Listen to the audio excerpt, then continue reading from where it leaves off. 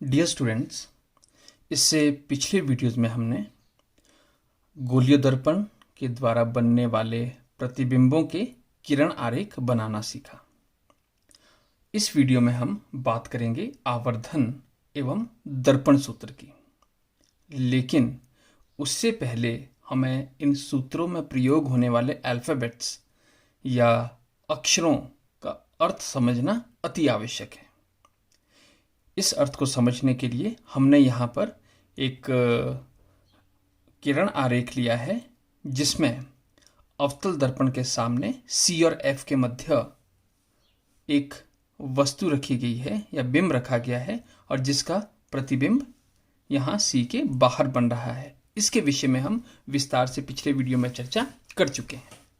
यहाँ पर हम बात करेंगे बिंब की दूरी,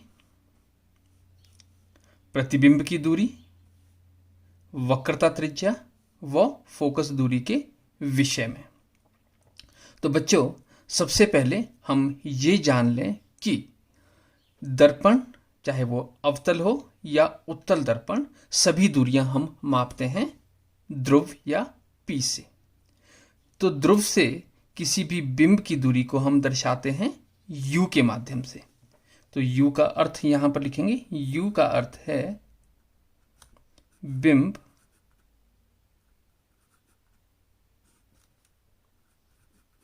या वस्तु की ध्रुव से दूरी, ध्रुव से दूरी। और इसी प्रकार V का अर्थ है प्रतिबिंब की ध्रुव से दूरी। तो हम V का अर्थ यहां पर लिखेंगे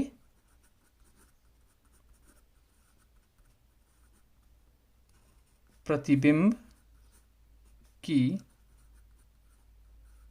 ध्रुव से दूरी। इसी प्रकार बच्चों, हम फोकस दूरी, जो कि मुख्य फोकस व ध्रुव के बीच की दूरी है, फोकस दूरी को हम दर्शाते हैं F से, स्मॉल f। इसको हम कहते हैं फोकस दूरी। और इसी प्रकार वक्रता त्रिज्या, जो कि वक्रता केंद्र व ध्रुव के बीच की दूरी है, इसे हम दर्शाते हैं R से, कैपिटल R। इसको हम बोलते हैं वक्रता त्रिज्या। तो ठीक है बच्चों, तो यहां पर हम कुछ सूत्रों की बात करेंगे। तो सबसे पहले हम फोकस दूरी व वक्रता त्रिज्या के मध्य में क्या संबंध है, इसके विषय में बात करेंगे। जैसा कि आप इस किरण आरेख में देख सकते हैं कि वक्रता त्रिज्या की जो लंबाई है वो फोकस दूरी से लगभग क्या पूरी तरह से दुगनी होती है। यदि फोकस दूरी 5 सेंटीमीटर है तो वक्रता त्रिज्या 10 सेंटीमीटर होगी। तो इसका जो संबंध है या रिलेशन है, उसको हम इस प्रकार से लिख सकते हैं, वक्रता त्रिज्या R बराबर है 2 गुना फोकस दूरी या F। या इसको हम इस प्रकार लिख सकते हैं, R बराबर है 2F। तो ये हमारा एक सूत्र हो गया।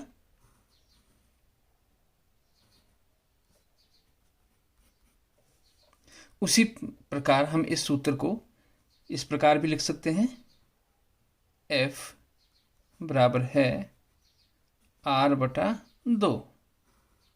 ये सूत्र दूसरे रूप में हो गया बच्चों।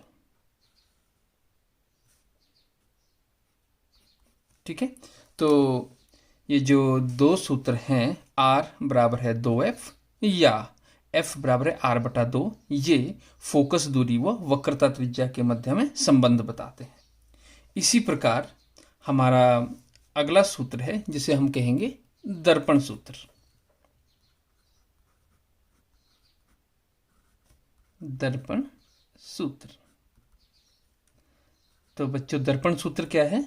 दर्पण सूत्र है V, U व एफ जो राशियां हैं, इन तीनों राशियों के मध्य में क्या संबंध है वो हम दर्पण सूत्र के माध्यम से दर्शाते हैं। तो ये संबंध है 1/v जमा 1/u बराबर है 1/f। तो प्रतिबिंब की दूरी, वस्तु की दूरी व फोकस दूरी के मध्य जो संबंध है उसे हम कहते हैं दर्पण सूत्र। और तीसरी चीज जो हम इसमें सीखेंगे वो है आवर्धन।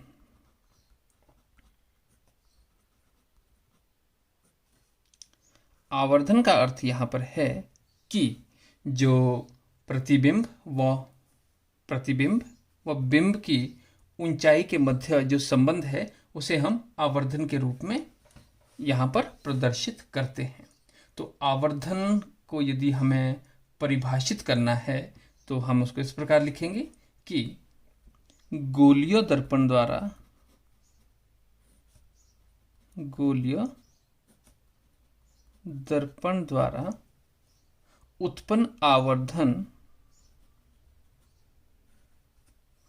उत्पन्न आवर्धन वह आपेक्षिक विस्तार है, वह आपेक्षिक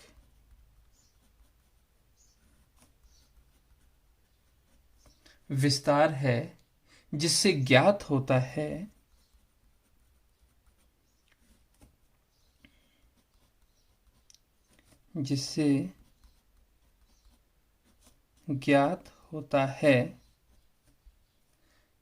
कि कोई प्रतिबिंब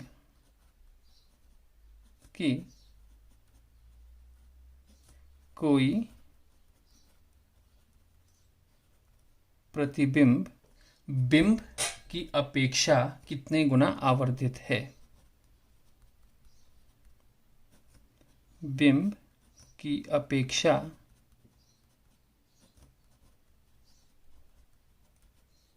कितने गुना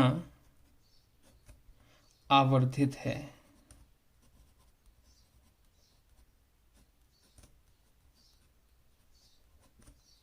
ठीक है बच्चों, इसका आसान सा अर्थ हम इस प्रकार भी समझ सकते हैं कि जो आवर्धन है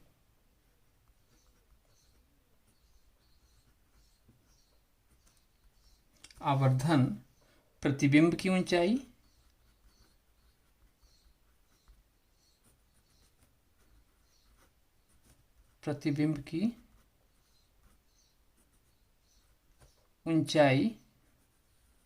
व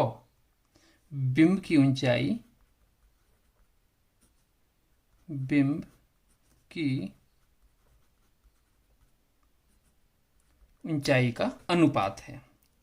तो आवर्धन को हम दर्शाते हैं इंग्लिश के लेटर स्मॉल m से, क्योंकि आवर्धन को हम मैग्निफिकेशन भी कहते हैं इंग्लिश में, मैग्निफिकेशन, इसलिए हम इसको स्मॉल m से दर्शाते हैं। और ये है हमारे पास प्रतिबिंब की ऊंचाई। तो प्रतिबिंब की ऊंचाई है ये a' b'। तो प्रतिबिंब की ऊंचाई को बच्चों हम यहां पर दर्शाते हैं h' से। तो यहां पर हम लिखेंगे h' व बिंब की ऊंचाई को हम दर्शाते हैं h से। यहां पर लिखेंगे बटा h। तो ये एक सूत्र हमारे पास है जो कि हमें दर्शाता है आवर्धन की बिंब व प्रतिबिंब की ऊंचाई का अनुपात क्या होगा। इसे हम वस्तु की दूरी व प्रतिबिंब की दूरी के रूप में भी दर्शा सकते हैं, जो इस प्रकार होगा। आवर्धन या मैग्निफिकेशन बराबर है -v/u। तो बच्चों ये पहला सूत्र था और ये इसी का आवर्धन का दूसरा रूप हो गया, दूसरा सूत्र है दर्पण की स्थिति में, या ज़्यादा सही तरीके से कहें हम गोलीय दर्पण की स्थिति में। यदि हम यहाँ पर तुलना करें सूत्र 1 व सूत्र 2 की, इसके जो वाम पक्ष हैं या लेफ्ट हैंड साइड है वो दोनों बराबर हैं, तो हम इसको इस रूप में भी लिख सकते हैं h डैश बटा h, प्रतिबिंब की ऊंचाई बटा बिंब की ऊंचाई बराबर है माइनस v बटा u। तो ये बच्चों हमारे पास आ गया तीसरा सूत्र। तो आवर्धन के इन 3 सूत्रों के आधार पर हम कोई भी जो न्यूमेरिकल प्रॉब्लम है इस आवर्धन या प्रतिबिंब से संबंधित, उसको हम हल कर सकते हैं। तो बच्चों, इस वीडियो में हमने क्या सीखा? इस वीडियो में हमने दर्पण सूत्र व आवर्धन से संबंधित विभिन्न सूत्रों के विषय में सीखा। तो पहला सूत्र हमारा है R व F के बीच में क्या संबंध है।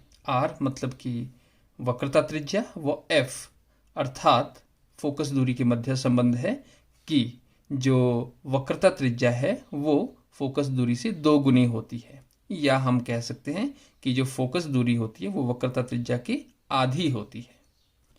उसी प्रकार दर्पण सूत्र है 1/v जमा 1/u बराबर है 1/f। व तीसरी स्थिति है आवर्धन। आवर्धन जो कि आपेक्षिक विस्तार है प्रतिबिंब व बिंब की ऊंचाइयों का। तो इसको हमने लिखा m बराबर है प्रतिबिंब की ऊंचाई जो कि h डैश है बटा बिंब की ऊंचाई जो कि h है, या हम इसे v व u के रूप में भी लिख सकते हैं। m बराबर है माइनस v बटा u, या हम इसे तीसरे रूप में h डैश बटा h बराबर है माइनस v बटा u के रूप में भी लिख सकते हैं। तो इस वीडियो में इतना ही।